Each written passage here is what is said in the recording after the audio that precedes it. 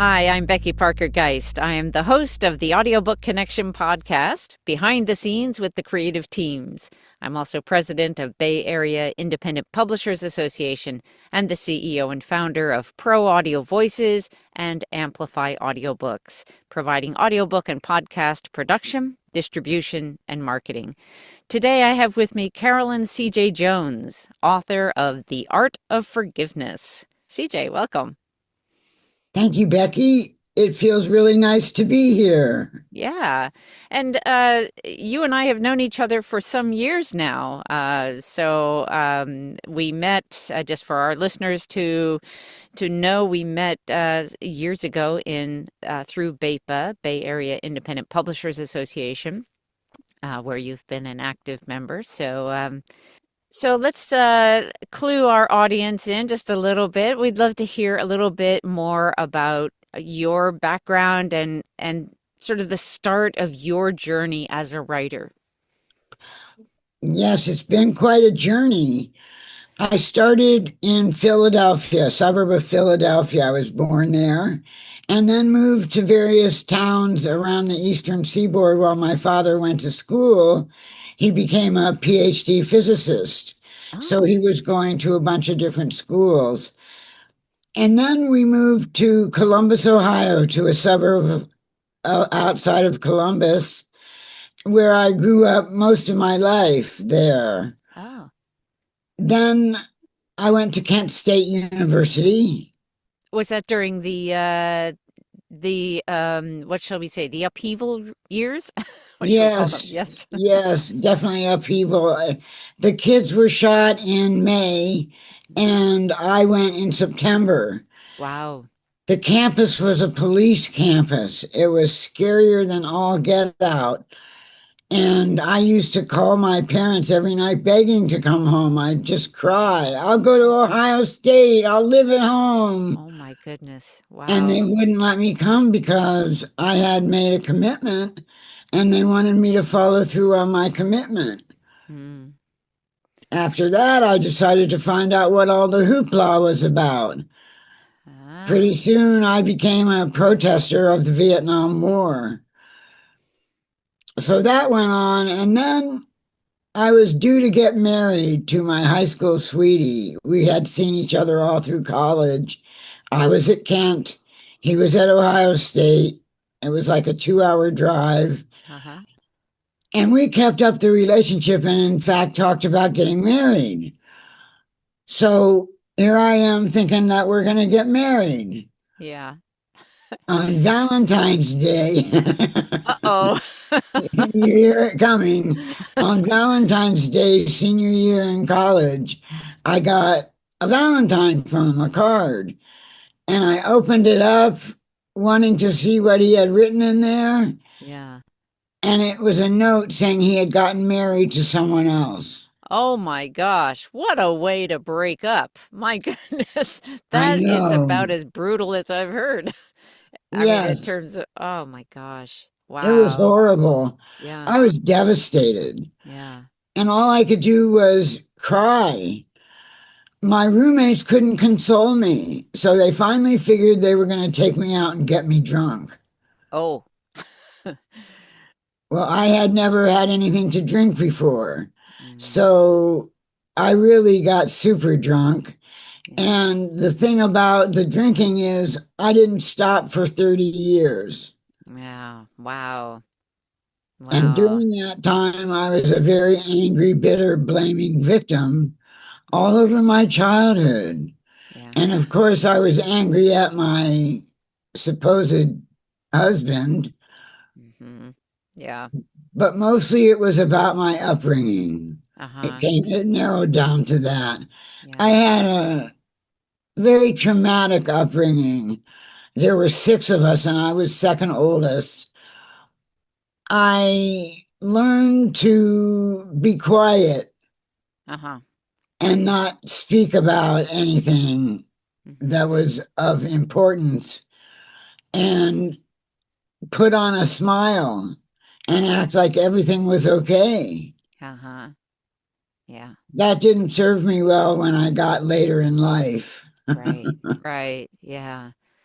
Yeah, wow. And in all of this turmoil, I'll just say, from just the coping mechanism that you established for yourself as a young person through the turbulence of um, not only the location, being at Kent State right after the shootings and all of that. But at what point did you start to use writing as as a tool for yourself? Because and I put it that way without you having told me that that was a tool for yourself, but I'm just aware that it is for most of us. At some point we start to journal or we write a diary as a little kid. When did it start for you, and what was that like? It started as a young kid for me also, and Hmm. I wrote a diary. When I was a junior in high school, though, my English teacher, who taught the enriched English class, Hmm. got me transferred into that class because she thought I excelled at my writing. Mm. Hmm. So that kind of helped to take things off. I went off running with that. Yeah. Oh, that's so good. I hear this from it. Interview a lot of authors, and it's striking to me how many times I have heard that a particular teacher in the course of their school journey had this kind of instrumental impact on them, just lifted them up, saying, it's clear that you have some real talent in this area. And what that does for us to hear that is tremendous. And It really is. yeah, It really is good for the ego and helps with moving forward yeah, and continuing to explore the writing. yeah. Do you still have those early diaries? No, but I do have early diaries from when I was in sobriety. Mm, mm-hmm. After that 30 years of being angry, etc., Yeah. I had another rejection from someone who I thought was my soulmate. Mm-hmm. I thought it so strongly that I left my 20-year marriage to be with this other guy. Come to find out he didn't care for me that way. Yeah. So once again, I was absolutely devastated. I drank and cried for 2 months, Right. didn't even feed myself. Yeah. I really noted how you said that you had not had anything to drink until those friends of yours, in attempting to help you, it sounds like actually set you on a journey of extended agony, extended anger and pain. Yes, Yeah. agony is a good word. Yeah. Yeah. Wow. But I didn't think, excuse me, but I didn't think that it was agony. I thought it was ecstasy at the Mm, time. I mean, I thought I was at great peace when I was high on whatever, mm-hmm. Mm-hmm. because it didn't stop with alcohol. It went to pot, it went to mushrooms, it went to, um, well, I guess that's it. Mushrooms was the hardest that I ever did. Mm-hmm. Yeah. But you were looking for that numbing that would allow you to deal with that underlying feeling of rejection, right? And that Yes, underlying pain. yes. Yeah. Yeah. I want to add about peace. I was looking for peace in my life, and that's what I was looking for in the drugs. Right. When I was in high school, I used to go to bed every night and whisper a prayer so my sister in the bed next to mine didn't hear me. And it was a prayer, please, God, make tomorrow better than today. Yeah. And it never was. Not until I got sober Mm-hmm. and learned to forgive my parents at 4 years sober. Yeah. And then it was like a miracle had happened because Right.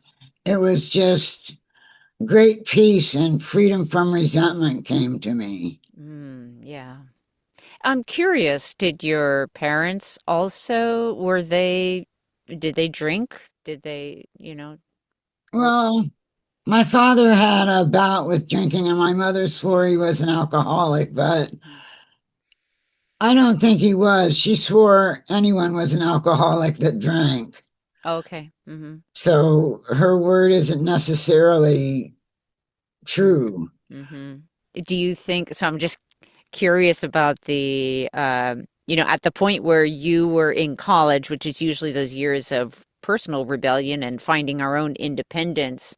If your mom was very much against alcohol, if that experience of stepping into, or, of turning to alcohol felt at all to you like a part of rebellion from your parents? That's a good point. I never thought of that, but yes, Mm, it was a rebellion against them, yeah, yeah. in addition to everything else. Yeah. Were you writing during those 30 years of abuse? No, And then the trigger point for you, what was it that, and I know you do talk about this, in The Art of Forgiveness, but for anyone who's listening who has not yet had the opportunity, and it's definitely an opportunity, it's definitely something you should listen to.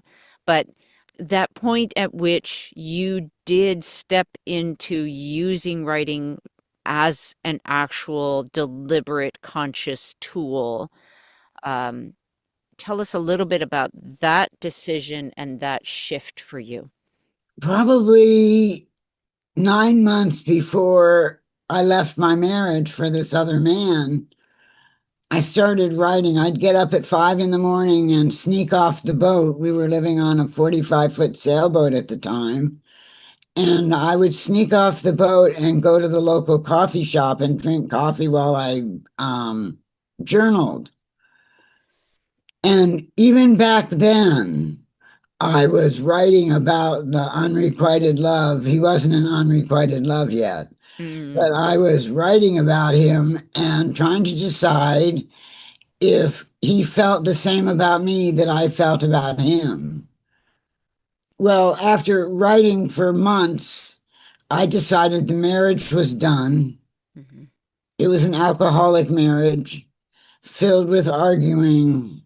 It was, I mean, we had our great times. I'm not going to say we didn't. Sure. Yeah. Like, I can think of, oh, I did mushrooms too, sitting on a houseboat on Lake Powell on mushrooms, high on mushrooms, watching the stars. Hmm. It was miraculous. Right. So you had started that writing initially as a part of dealing with your own, sort of trying to sort out your own feelings about this other Yes. relationship and your marriage. So then when you got to the point where you were like writing this story, The Art of Forgiveness, what inspired that move for you, that decision to write this story and share it? After I forgave my parents, so 4 years sober, so we're talking 2005, 2005, Mm-hmm. I couldn't not pass along to others the joy that I had found from forgiveness. Mm, And I felt I was almost obligated to share with people how they too could find forgiveness and therefore experience the peace and freedom that's available. yeah. And I kept talking about, oh, I'm going to write a book, I'm going to write a book. And time went on. Meanwhile, I was working as a caregiver for an elderly lady in the mobile home park where I live. Mm-hmm. And then I lost my job because she got put in a facility. Oh, yeah.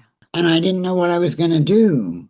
Mm-hmm. They gave me a severance that lasted me like a little more than a month. And one morning I came to make coffee, and as I was making coffee, that calm, still voice that I have since decided is my God voice Mm-hmm. said, write your book now. Mm. What? Who is this? Yeah. And write your book now. You have been laid off. You have time. You have money. Write the book. So I did. Nice. Yeah. Yeah, Yeah.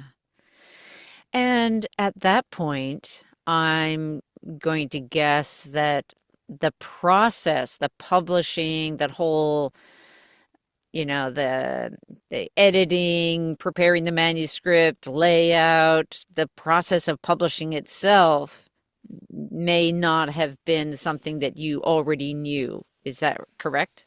that is correct. And how did you find your way with your publishing? From the Bay Area Independent Publishing Association. Nice. That organization was fantastic. Yeah. Yeah, it really it's such a great organization for Mhm. not only providing just peer support, but also a tremendous amount of information about what's next, how to do the many different things, navigating that complex landscape of independent publishing. Yes. Yeah, You should be proud that you're president of that organization. I am. I feel very happy and honored to have been serving as long as I have. I think I'm That's in my great. 11th year as president or something at this point. Wow. Yeah. So, Nice. yeah. Also, I'd love to have you share. I know that you've written other books because our first opportunity to work together was recording clips of the opening the gates of the heart, which is such a beautiful contemplative or meditative experience. Um, Tell our listeners a little bit more about that book, how that came to be, and yeah, let's just start there. Okay, this is a delightful story. After I decided I was leaving my marriage, and after I went through this rejection from the other man, I cried, like I said, for a couple months. And then one night I realized I was killing myself Mm, with my drinking.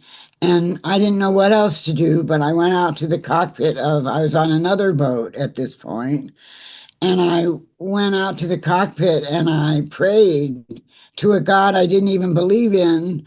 Please, God, if you're there, help me. I can't do this anymore. yeah. And it wasn't 3 weeks before I was headed to San Diego to stay for a couple weeks and get a handle on my drinking. I was going to stay with my former bartender who was getting sober herself. Oh, So it worked out really nicely. Before I left the Bay Area, though, because we were in Sausalito, hmm. my husband and before I left the area, I was sitting in the cockpit of the sailboat overlooking the shore on the opposite side of the water. And I thought, that's Belvedere. I've never been there before. Oh, interesting that you were so Yeah, close and had never actually ventured over there. Yeah. that's right. That's Yeah. right. So I went over and I didn't fall in love with the houses, although they're beautiful. Yeah. What I fell in love with was the gates. Mm, yes. And I vowed to photograph them if I ever returned. Well, life went on, and it turns out I did come back to the Bay Area and I photographed those gates. So over here, I'm photographing these gates. Yeah. And over here, I'm journaling to keep myself sober. Right. Like 2 or 3 hours a day, I was journaling. Mhm. And these two things were going along parallel to each other, they didn't cross paths. Yeah. It was an interesting way that I found out that the two could be melded. And what happened was I photographed the gates in winter, so February, let's say, of 2004. Hmm. I wrote in my journal one morning in November. Let me back up. Okay. My goal was to title and frame the gates and sell them to galleries. So I was titling and framing the gates. And then in November, I wrote, I have spent a lifetime spinning webs of terror and shame between the spires that stand as sentinels to my heart. That's so beautiful. Thank you.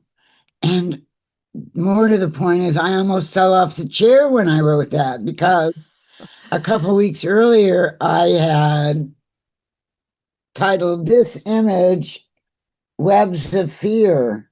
I Yeah, don't know if you can see the webs, but that gate is all covered with webs. yeah, And I thought, wow, these words gave voice to this image. I looked through all of my journals because I thought there might be more yeah, sayings that I could use for my other gates. yeah. And I found many. Nice. In fact, three-quarters of the 33 gates that are in this book were written, the verses were written in my journals, and they appear in the book verbatim what I said in my journals. So a lot of the times what happened is I had already written something in my journal, Hmm. and then down the road, I wasn't remembering that, but I would run across a gate that gave voice to the words gave voice to that gate.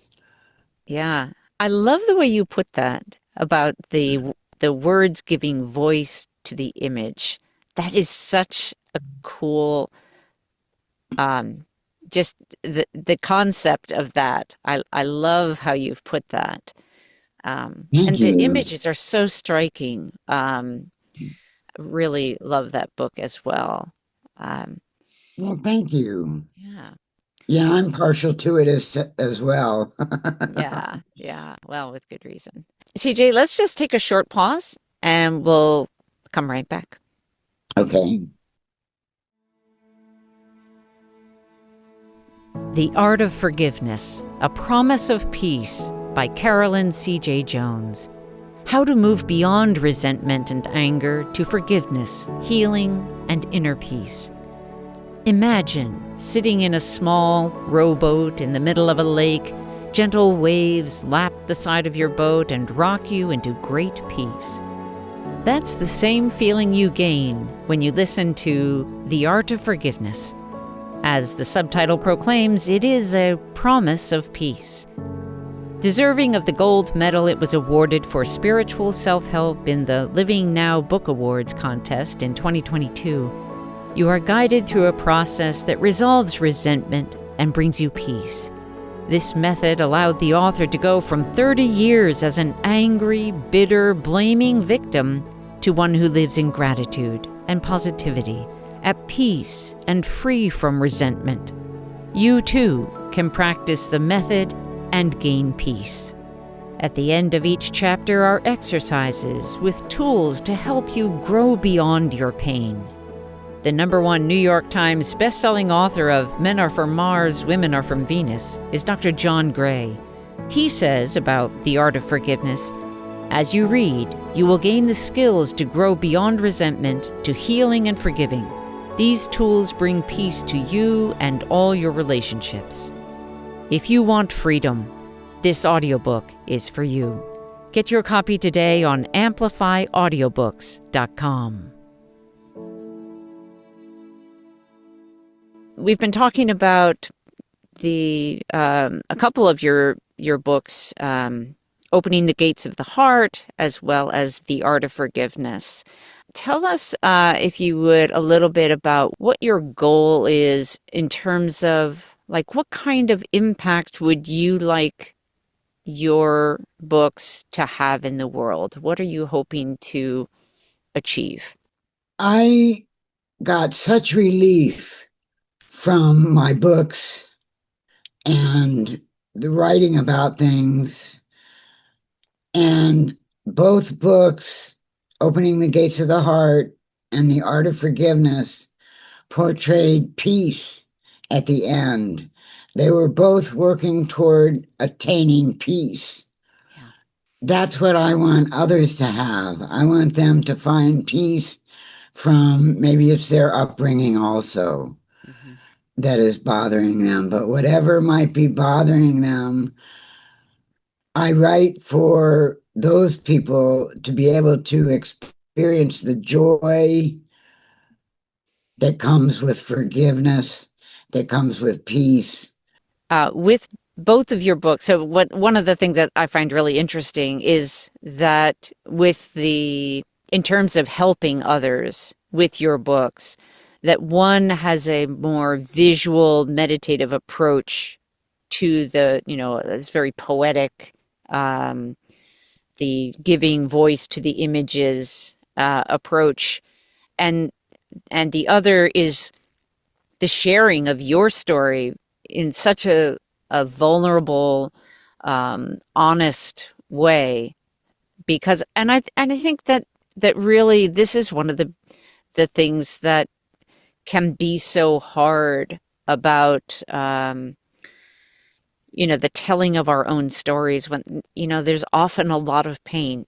And when you've been through a lot of pain and maybe, made choices that now you wish you hadn't made, being vulnerable and being willing to share that, I think, is one of the most powerful ways that we can actually reach others. Because as somebody who's listening to the audiobook or reading the book or looking at the images, and it is that very vulnerability that is like the opening of the gate of the heart, right? Into being able to say, yes, that's me. Yes, I see myself in your story. I see Yes. that you can make a change. You made a change after, wow, 30 years of being in that place, and being able to move past it. That is a very, Mhm. very, very powerful Yeah, it really story. is. Yeah, And I want other people to experience that if they would like to. yeah. I know that you have at various times done other kinds of work in terms of consulting or assisting people in their forgiveness process. Is there anything else that you would like to share about, uh, other things that you have, or other tools or experiences that you provide for people who are looking for some additional help? This is off the topic from forgiveness, That's okay. but a major writing project of mine was in the mid 80s to the early 90s when I worked for the Colorado Department of Social Services in their Medicaid department. Mm, And mm-hmm. my responsibility was to approve or deny home care visits by a nurse, a therapist, or an aide. One day I got a call from a woman at a home care agency wondering if we would provide hourly care for these children that were living in the hospital only because they were on high tech equipment and they needed monitoring 24 hours a day. Mm, And my response was, no, we only pay for intermittent visits. Sorry. Click. mm, Well, this person called back about 2 months later and she said, I'm calling to ask you again. And this time I listened. And the long and short of it is I developed a program with the help from the community that allowed these kiddos, these sick kiddos, to go home with private duty nursing care and be cared for at home with that and their parents' care. We called it the private duty nursing program, and I wrote the regulations for that program. wow. And Yeah. I wrote the entry requirements for it because it was very stringent because we were going from a very controlled ICU to an uncontrolled home situation. I like to claim fame to that. And you should. And I think, we can take two very obvious things away from that. One is, if you are trying to get help with something, if you're that person on the other end of the line, and you've asked, like, it's okay and might make a big difference if you ask again. And the second is on your side, if you are in a situation where something is being requested of you, to just take that time to listen and to hear that person, um, and be at least open to fully listening to that person, which you did that second time. And what a huge difference that would make in the lives of those kids and families. Wow. Oh, yeah, I have to tell you about Monique. When I met Monique, she was 3 years old, and the only activity, she had a muscle weakness, a Mm, degenerative disease. And the only activity she could do was lie on a tilt table, tilted this direction, for 15 minutes a day, twice a day. And then she had to be lying down. wow. When she went home, first, she didn't need her breathing machine anymore, her ventilator.